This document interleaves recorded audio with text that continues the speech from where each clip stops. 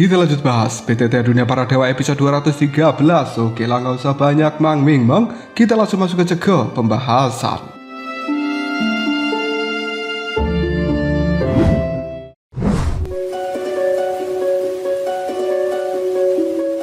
Shouyan dan juga dua yang lainnya segera bergerak di dalam hutan, dan di tengah ketegangan itu sebuah jeritan tiba-tiba terdengar dari kedalaman hutan ini. Jeritan yang begitu menyayat hati hingga membuat bulu kuduk merinding. Shouyan segera menggunakan kekuatan jiwanya untuk melakukan penyelidikan kepada sumber suara. Di sana, katanya sambil menunjuk ke arah semak-semak yang lebat, ada sekitar 30 orang dodi. Sepertinya baru saja terjadi pertempuran sengit, tapi saat kekuatan jiwaku tiba, mereka semuanya telah tewas. Jing Wuchen justru tampak antusias. Bukankah ini keberuntungan besar? Kita bisa mendapatkan harta rampasan perang secara gratis. Meski Long Yi merasa ada sesuatu yang janggal, Shouyan akhirnya memutuskan untuk memeriksa lokasi tersebut. Mereka bertiga memasuki hutan yang remang-remang. Pemandangan mengerikan langsung menyambut ketiganya. Puluhan mayat bergelimpangan, cairan merah berceceran di batang-batang pohon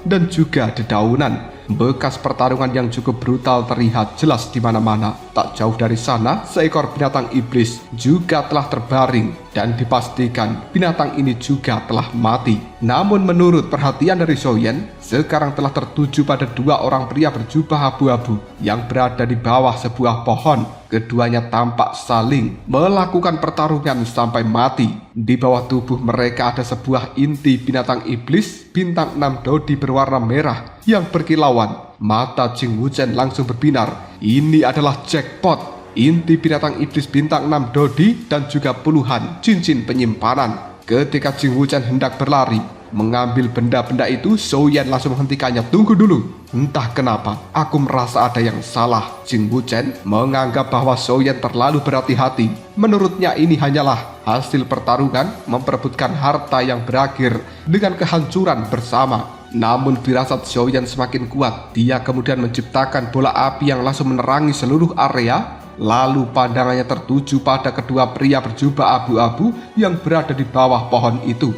Shouyan kemudian menjelaskan tentang temuannya. Aneh sekali, jika luka pada tubuh dari pria itu terjadi ketika korban masih hidup, maka seharusnya cairan merah di dalam tubuhnya juga masih nampak segar dan bahkan terus mengalir. Tapi saat ini cairan merahnya tampak sudah mengental. Itu berarti luka ini dibuat setelah mereka meninggoy. Jing Wuchen dan juga Long Yi langsung membeku. Seseorang telah memanipulasi tempat ini. Shouyan segera menyebarkan kekuatan jiwanya ke segala arah, namun hasilnya nihil. Tidak ada siapapun. Meski begitu, Shouyan tidak menurunkan kewaspadaannya. Dengan dogi, dia memisahkan kedua mayat berjubah abu-abu tersebut. Saat tubuh dari salah satunya terbalik, wajah pucatnya terlihat, dan dari 7 lubang di wajahnya, asap hitam perlahan keluar. Mata Jing Wuchen terbelalak. Sial, ini pasti adalah ulah dari Hun Ying-jue. Amarah memenuhi suaranya. Jangkrik itu sengaja memasang jebakan untuk kita. Jika bukan karena firasat dari saudara Shouyan, kita mungkin sudah masuk pada perangkapnya. Kini mereka sadar musuh sebenarnya belum muncul. Dan di balik kegelapan hutan itu, Hun Ying-jue mungkin sedang melakukan pengawasan pada setiap pergerakan Shouyan dan juga dua yang lain. Untungnya ayah menyadari lebih dahulu. Jika tidak, kita mungkin sudah mati, kata Long Yi sambil menatap mayat berjubah abu-abu dengan waspada. Meski kemarahan membara di dalam dirinya, namun dia masih tetap tenang. Tapi kenapa tidak ada energi hitam yang keluar dari luka pedangnya? Tanya Long Yi. Shouyan menyipitkan mata setelah mengamati beberapa saat. Dia menjelaskan tentang analisanya. Hun Ying-jue adalah assassin yang sangat teliti. Setelah percobaan penyergapan sebelumnya gagal karena jejak energi hitam terdeteksi, maka dia sudah melakukan perhitungan sebaik mungkin. Tatapan mata Shouyan tertuju pada pedang hijau tipis yang digunakan oleh korban. Luka pedangnya sangat kecil, menyembunyikan jejak energi hitam bukan hal yang sulit baginya. Meskipun Hun Ying-jue adalah musuh, Shouyan tidak menyembunyikan kekagumannya. Lebih baik gagal 1000 kali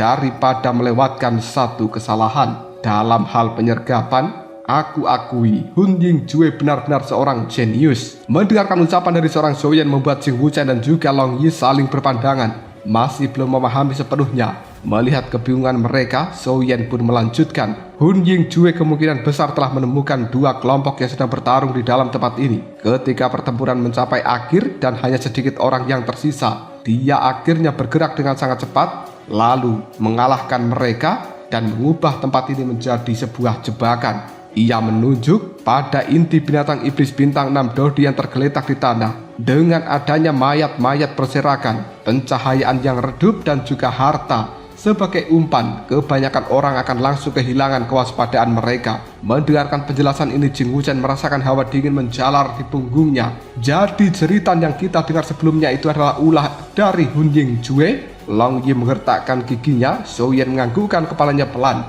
Namun Jing Wuchen masih memiliki sebuah pertanyaan. Bagaimana jika aku atau Long Yi yang mengambil inti binatang iblis itu? Bukankah rencananya akan gagal? Ekspresi Souyan berubah serius. Justru sebaliknya, jika kalian yang mendekat, Hun Ying-jue juga akan melenyapkan kalian tanpa ampun. Jing Wuchen membeku. Souyan melanjutkan ucapannya. Dia ingin melenyapkan diriku, tapi jika kalian menghalangi rencananya, maka orang itu juga tidak akan ragu menyingkirkan kalian terlebih dahulu. Tatapan mata Souyan menjadi sangat dingin. Aku tidak bisa menerima melihat kalian mati di depanku.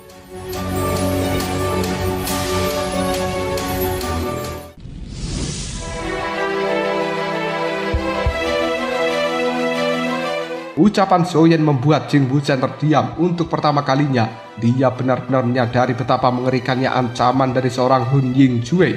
Dengan marah dia mengeluarkan belati terbang dan mulai mencari tempat sekeliling. Namun Souyan hanya menggelengkan kepalanya sambil mengatakan, sudah terlambat. Dia sudah pergi dari tempat ini. Jangkrik itu benar-benar seperti hantu, geram Jing Wuchen. Apa kita benar-benar tidak mampu berbuat apapun? Souyan menjawab dengan dingin. Aku lebih ingin melenyapkan dia daripada siapapun. Tapi pertama-tama kita harus bisa menemukan keberadaan dari Hun Ying-jue. Niat amarah yang luar biasa mulai terpancar dari mata Souyan. Hun Ying-jue telah berkali-kali mencoba menghabisi dirinya, serangan demi serangan menjadi semakin kejam. Sementara keberadaannya tak pernah bisa dilacak. Long Yi memandang Souyan dengan khawatir. Ayah, kita harus menemukan cara untuk bisa menghadapi orang itu. Souyan dengan suara yang tegas, aku tahu Hun Ying-jue harus mati secepat mungkin. Souyan pun mengepalkan tinjunya. Jika dia menyerang saat kita bertarung melawan binatang iblis tingkat tinggi, akibatnya akan sangat fatal. Tatapan Souyan menjadi semakin dingin karena dia menggunakan jebakan untuk memburu kita. Maka aku juga akan membalas dengan cara yang sama. Melawan api harus menggunakan api. Setelah memastikan situasinya aman, mereka mengumpulkan seluruh harta rampasan perang sebelum kembali melanjutkan perjalanan. Dengan formasi segitiga, mereka bergerak menembus hutan yang dalam, selalu waspada terhadap serangan mendadak. Dan anehnya, Hun Ying-jue tidak pernah muncul kembali. Hari demi hari berlalu, mereka terus maju mengalahkan siapapun yang menghalangi jalan. Sementara simbol bulan sabit yang ada di dahi dari ketiganya telah berubah menjadi warna merah tua pekat, dipenuhi dengan aura yang sangat menyeramkan. Hingga akhirnya mereka tiba di wilayah tengah dari alam ilusi. Pemandangan di depan mereka membuat ketiganya terdiam. Sebuah tanah tandus membentang sejauh mata memandang. Tulang belulang berserakan memenuhi permukaan tanah. Pedang-pedang patah, senjata hancur tersebar di mana-mana. Pertempuran terjadi di setiap sudut. Ada yang bertarung satu lawan satu, ada yang dikeroyok banyak musuh, ada pula yang bertahan sendirian menghadapi kelompok besar. Setiap saat seorang tumbang, setiap detik nyawa melayang. Di tengah lautan berwarna merah itu telah berdiri sebuah platform besar yang dipenuhi perisai berwarna merah. Di atasnya terdapat sebuah monumen batu hitam yang dipenuhi dengan simbol berwarna merah menyeramkan. Gelombang dengan niat yang sangat menyeramkan terus-menerus terpancar darinya. Tempat ini lebih menyeramkan daripada yang aku bayangkan, gumam Souyan. Long Yi juga menatap pada tulang belulang di sekitarnya. Berapa banyak Dodi yang harus mati untuk menciptakan pemandangan seperti ini? Jing Wuchen mengepalkan tinjunya. Di tempat seperti ini belas kasihan hanya akan membawa kita menuju kematian. Souyan menganggukkan kepalanya pelan. Namun tiba-tiba saja matanya tertuju pada kejauhan. Sesosok orang telah berdiri sendirian di tengah kekacauan dan tak seorang pun berani mendekatinya. Souyan berkata, itu dia kekacauan abadi. Jing Wuchen menyipitkan matanya. Kalau begitu, ayo kita temui dia. Karena tujuan mereka sejak awal memang untuk mencari sosok kekacauan abadi atau Nulang. Souyan tertawa kecil sebelum mengalihkan pandangan matanya ke gurun yang penuh dengan pertumpahan cairan merah di hadapan mereka. Tapi kita harus mencari jalan memutar. Jika terjebak di dalam pertempuran di sana, maka situasinya akan bisa sangat merepotkan. Ia menoleh ke arah Jing Wuchen. Belum lagi niat melenyapkan satu sama lain yang memenuhi tempat itu semakin kuat. Aku khawatir kau tidak akan mampu menahannya. Setelah membiarkan Xiao Yi kembali masuk ke dalam tubuhnya, Souyan menjelaskan sebuah alasan. Di depan nanti mungkin akan ada pertarungan yang penting. Tanpa bantuan Xiao Yi, aku akan lebih bisa mengasah diriku sendiri. Jing Wuchen memandang Souyan dengan penuh kekaguman. Bahkan dalam situasi seperti ini, Souyan masih memikirkan cara untuk menjadi lebih kuat. Tanpa membuang waktu, ketiganya melesat di sepanjang tepian gurun ini. Tak lama kemudian sosok yang mereka cari mulai terlihat jelas. Menggunakan pakaian berwarna hijau, rambut panjang tergerai, dan sepasang tanduk berwarna hijau pucat muncul di kepalanya. Tak salah lagi, orang ini adalah kekacauan abadi, jenius tak tertandingi dari keluarga binatang ajaib. Itu benar-benar kekacauan abadi, bisik Jing Wuchen sambil diam-diam memberikan isyarat agar Souyan berhati-hati. Namun Souyan tetap tenang, jangan gugup. Di alam ilusi ini, selain binatang iblis tingkat tinggi, tidak banyak yang bisa mengancamku. Meski terdengar percaya diri, jantung dari Souyan berdetak lebih cepat daripada biasanya. Keberhasilan membujuk kekacauan abadi akan menentukan masa depan dari klan Xiao. Mereka tidak boleh gagal. Saat ketiganya mendekat, kekacauan abadi langsung membuka mata. Tatapan tajamnya menyapu Souyan, Long Yi, dan juga Jing Wuchen. Ada sedikit keterkejutan di dalam pandangan mata kekacauan abadi. Tak seorang pun biasanya berani mendekati dirinya. Namun tiga orang ini justru datang untuk secara langsung menghampiri dia. Apa tujuan mereka? Dengan tenang, kekacauan abadi tetap duduk di tempatnya.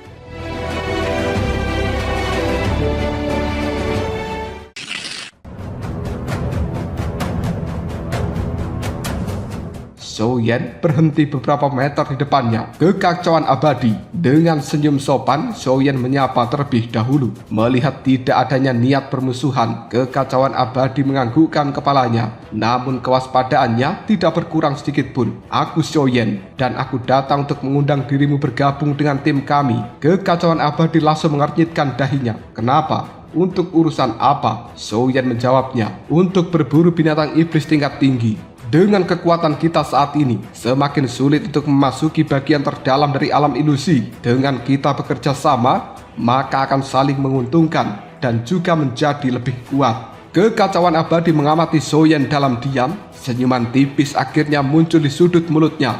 Kalau begitu, apa yang bisa kau tawarkan? Souyan langsung menjawabnya. Selama aku mampu, aku akan memenuhi syarat apapun yang kau ajukan. Namun, kekacauan abadi justru bertanya, apakah kau tahu tempat apa ini? Souyan menjawab, Goa Pembantaian Darah. Kekacauan abadi menganggukkan kepalanya. Kalau begitu, kau seharusnya tahu bahwa tempat ini hanya menghormati kekuatan. Tatapan matanya dingin dan kembali melanjutkan ucapannya. Bukan tidak mungkin bagiku bergabung denganmu, tapi apakah kau cukup kuat untuk berdiri sejajar dengan diriku? Kata-kata ini membuat suasana mendadak menjadi membeku. Long Yi dan juga Jing Wuchen menegang. Namun Souyan masih tetap tenang. Dia kemudian mengatakan, jadi maksudmu hanya mereka yang memiliki kekuatan setara dengan dirimu yang pantas untuk mengundangmu? Kekacauan abadi menjawab tanpa ragu, tepat sekali. Dia mengira bahwa Souyan akan mundur, namun yang terjadi justru sebaliknya. Tatapan mata Souyan berubah tajam. Dia kemudian berkata, jika begitu tolong beri aku petunjuk, Saudara Hun Dun. Mata kekacauan abadi langsung membelalak ketika nama aslinya disebutkan. Dan orang ini memang memiliki nama Hun Dun. Kekacauan abadi yang bernama asli Hun Dun itu tertawa keras. Menarik sekali. Kau adalah orang pertama di alam ilusi ini yang berani menantangku secara langsung. Dia perlahan berdiri. Aura mengerikan mulai menyebar di dalam tubuhnya. Baiklah, Mari kita lihat kemampuan seperti apa yang membuatmu begitu percaya diri. Namun Soyen menggelengkan kepalanya. Aku menghormatimu dan aku berharap kau juga menghormatiku. Kita bertaruh 1 lawan 1. Ucapan itu langsung mengubah ekspresi dari kekacauan abadi. Apa? Dia menatap Soyen seolah-olah mendengar sebuah lelucon paling konyol di dalam dunia. Sangat arogan. Wajah dari kekacauan abadi dipenuhi dengan kemarahan. Awalnya aku mengira kau seorang yang luar biasa, tapi ternyata kau hanyalah orang munafik yang haus akan pengakuan. Pergi sejauh mungkin sebelum aku berubah pikiran. Kalau tidak, tempat ini akan menjadi kuburan dari kalian bertiga. Namun Soyen tidak bergeming, tatapan matanya tetap tenang. Dulu aku mengira kekacauan abadi adalah sosok yang layak dihormati, tapi sekarang aku tahu kau hanyalah seorang yang terlalu memuja diri sendiri. Kekacauan abadi marah. Kau cari mati? Ledakan aura mengerikan langsung meletus dari dalam tubuhnya. Pasir yang berada di gurun ini berterbangan ke arah langit. Jing Wuchen terpaksa mundur beberapa langkah. Long Yi juga telah terdorong oleh tekanan yang luar biasa. Namun Soyen tetap berdiri tegak, tidak bergerak sedikit pun. Melihat hal itu, kemarahan dari kekacauan abadi perlahan berubah menjadi keterkejutan. Oh, jadi kau memang memiliki kemampuan. Baiklah, aku akan memberikanmu satu kesempatan, dan kuharap kau tidak mengecewakan diriku. Pertarungan antara dua jenius yang luar biasa itu pada akhirnya akan segera dimulai. Suasana di tepi dari gurun ini menjadi semakin tegang. Kekacauan abadi yang semula dipenuhi kesombongan kini mulai sedikit menahan emosinya. Melihat perubahan itu, Soyen juga memilih bersikap lebih tenang. Di sini tempat yang tepat untuk melakukan pertarungan? Tanya Soyen. Kekacauan abadi tersenyum tipis sambil menunjuk ke arah gurun yang telah dipenuhi pertarungan brutal. Tentu saja, tidak ada seorang pun yang berani mendekat dalam radius beberapa mil dari tempat ini. Menurutmu, apakah para Daudi biasa itu berani untuk mengganggu diriku? Soyen menganggukkan kepalanya. Saudara Hundun memang memiliki wibawa yang luar biasa. Akan tetapi, mengatakan tidak ada siapapun di sini mungkin tidak sepenuhnya benar. Seketika Soyen mengalihkan pandangannya pada sebuah pohon besar yang ada di kejauhan. Hei, orang yang bersembunyi di balik pohon, keluarlah. Kekacauan abadi terkejut. Baru pada saat itu Soyen melepaskan kekuatan jiwanya untuk memeriksa tempat sekeliling. Sesaat kemudian, seseorang benar-benar berjalan keluar dari balik pohon dengan pakaian yang lusuh. Tubuhnya dipenuhi debu, namun aura buas yang terpancar di dalam tubuhnya tetap tidak bisa untuk disembunyikan. Ketika wajahnya terlihat jelas, Jing Wuchen dan juga Long Yi membelalakkan matanya. Nulong? Mereka hampir tak percaya bahwa sosok acak-acakan ini adalah Nulong, jenius arogan dari ras Xiao yang pernah mereka lihat sebelumnya. Namun sisik-sisik di dahi Nulong dan juga mata merah yang penuh dengan keganasan membuktikan identitasnya. Kekacauan abadi juga langsung mengernyitkan dahinya. Nulong, apa yang kau lakukan bersembunyi di sana? Dan di manakah para pengawalmu?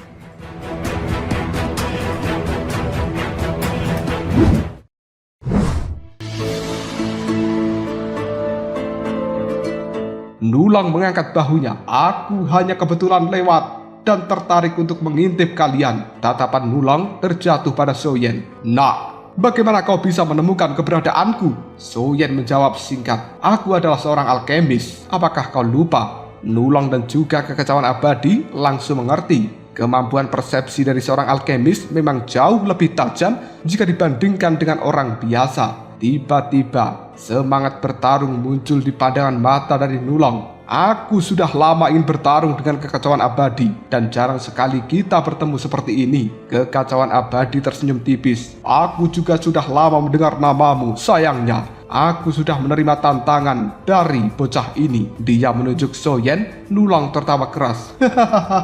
Bocah ini berani menantangmu? Nyalinya luar biasa. Apalagi aura kalian tadi saling bertabrakan tanpa ada yang mengalah. Nulong menatap Soyen dengan kagum. Kalian bertarung saja dulu dan aku akan menonton dari samping. Namun Soyen justru mengernyitkan dahinya. Dia sama sekali tidak marah ketika diremehkan. Sebaliknya, Soyen mulai memikirkan kemungkinan terburuk. Kekacauan abadi sangatlah kuat. Bahkan jika Soyen menang, pertarungan itu pasti akan sangat menguras energi. Bagaimana jika Nulong tiba-tiba menyerang? Belum lagi ancaman dari Hun Ying-jue yang bisa muncul kapan saja, mempertaruhkan keselamatan Long Yi dan juga Jing Wuchen pada orang asing. Itu bukan gaya dari Soyen. Dengan nada suara yang dingin, Soyen berkata, "Itu tidak pantas. Saudara Hun Dun dan juga diriku akan bertarung. Apapun hasilnya, kami pasti akan menghabiskan banyak tenaga." Nulong membeku sesaat, lalu wajahnya memerah karena marah. "Apa maksudmu, bocah? Apakah kau mengira bahwa aku akan mengambil keuntungan dari situasi ini? Aku bisa saja menamparmu sampai mati." Aura ganas langsung meledak dari dalam tubuh Nulong. Long Yi dan juga Jing Wuchen ikut tegang, namun Soyen tetap tenang. Dia bahkan tersenyum tipis. "Aku sudah lama mendengar bahwa Nulong tak tertandingi di dalam sebuah pertarungan. Bagaimana jika kau bertarung melawan saudara Hun Dun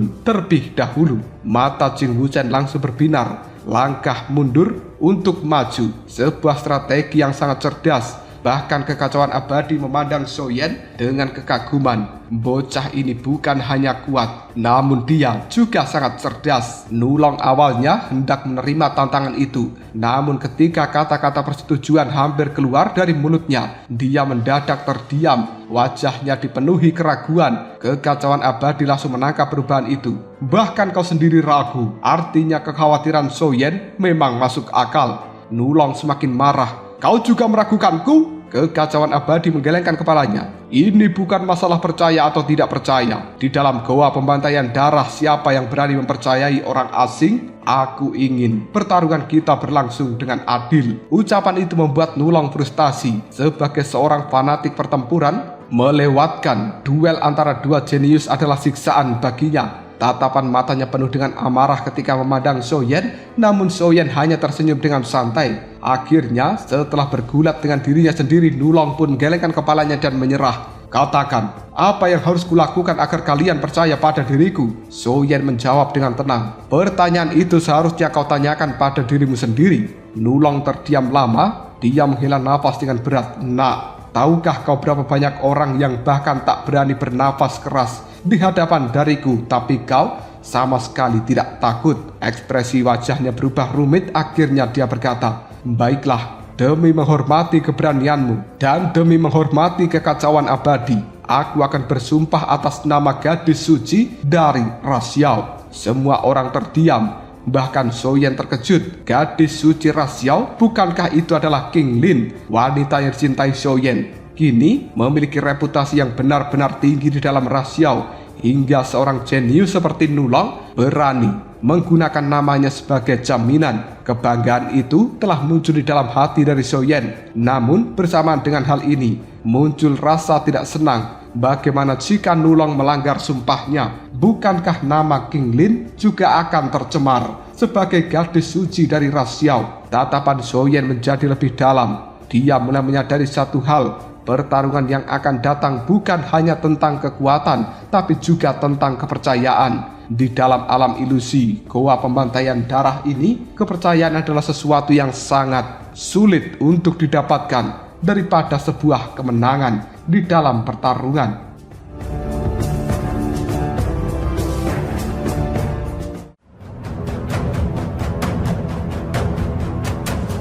Lalu, apakah yang akan terjadi selanjutnya? Mungkinkah Soyen akan menyetujui Nulong menggunakan nama dari King Lin sebagai jaminan bahwa dia tidak akan melakukan penyerangan ketika kedua belah pihak, yaitu kekacauan abadi dan juga Soyen dalam keadaan yang lelah? Jika kalian penasaran, tunggu aja jawabannya di next video. Ngobrol sob.